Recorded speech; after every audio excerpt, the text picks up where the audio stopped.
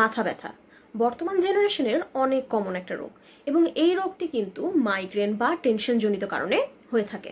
Scientific রিসার্চে দেখা গেছে 70% time আমাদের মাথা ব্যথার কারণ হচ্ছে টেনশন এবং 10% কিন্তু মাইগ্রেনের কারণে হয়ে থাকে।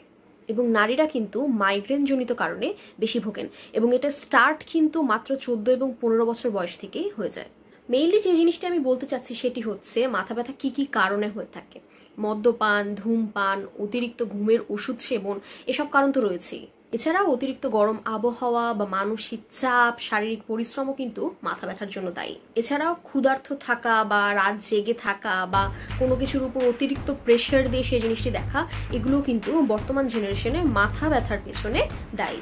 কিন্তু খাওয়া দাওয়া অনিয়ম করে থাকি, তাই না? কিংবা রাত জেগে আমরা ফোনের দিক তাকিয়ে থাকি, এই সকল কারণে কিন্তু আমাদের মাথা ব্যথা হয়ে থাকে। তাই যতটা সম্ভব এই ধরনের অভ্যাসগুলো কিন্তু আমাদের